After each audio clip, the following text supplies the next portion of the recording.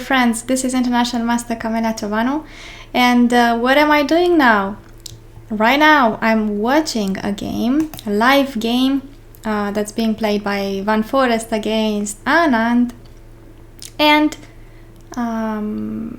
we have this end game, and they really have a little time. For example, Foreest has 11 seconds and Anand 2 minutes 22 seconds, so Anand is in advantage.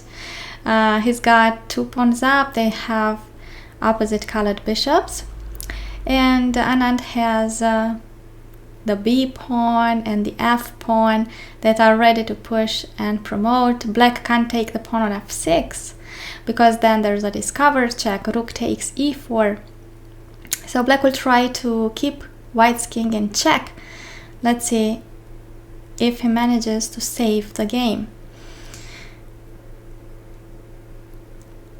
Probably White will win. It's interesting. Maybe King F2 and then try to escape through G3, H4, G5. Because if King D2, maybe Rook H2. Yeah, it's interesting. Yeah, he chose King to D2. And now maybe go to E1, or I wouldn't go on White because then Black's bishop can check. Okay, so he chose to cover the king on the first rank with a rook, and so finally he activated the rook because on d4 it was blocked. So we are right in the end game. 31 seconds, 30 seconds. Foreest, he has to play very quickly, and it's really a very difficult end game. If Rook H7, Rook G7. Oh, Black can't even. I was thinking of trapping White's king and put him in a checkmate situation. I was thinking Rook G7, Rook H1, King D2, Rook H2, King E3, Rook H3, King D4, Rook D3, but that is not a checkmate because of King C5. Okay, so Black sacrificed the pawn in order to activate the king, maybe? No? We'll see what his idea is. Okay, Black should try to keep the draw, but actually I don't think it's possible. Now White wants to play Rook G7, even Rook E7, then push F7, F8. Okay, the bishop is safe in the center. Bishop to E5 can't be taken away from that position. Okay, so Black is running after the B pawn, but he can't stop the F pawn in this case. Okay, so the king has to go on a dark square, E1 maybe? King E1? That's what I would do. Yeah!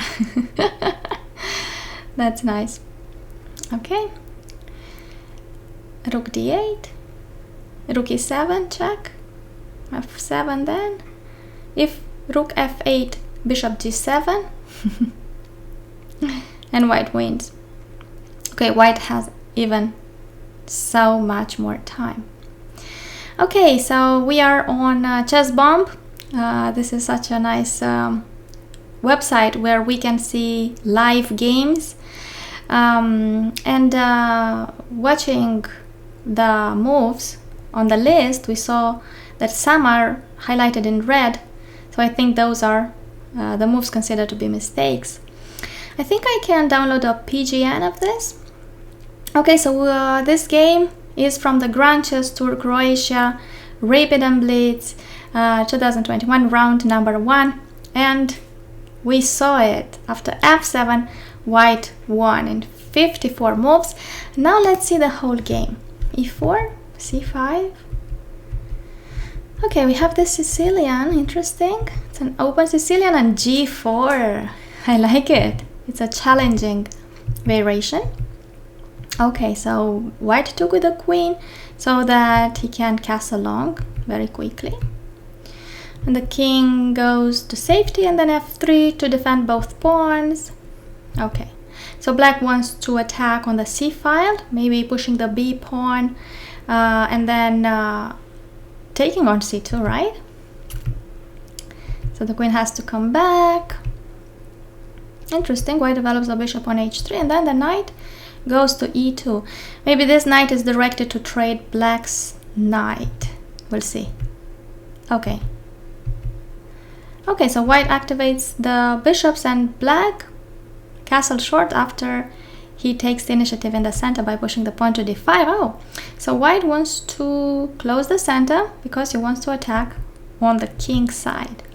Now the pawns are marching on. Who's going to be there first? Okay, white is bringing the minor pieces to support the pawns pushing. Okay, so it looks like black is here too. Good. Oh, that was interesting to take the pawn on b3. I'm not sure I would have done that. Okay, knight f5, and white gives up the good bishop for the knight. That is a very interesting exchange. And then g6. Yes. Okay, if black had taken with the e pawn, then d5 would be very weak.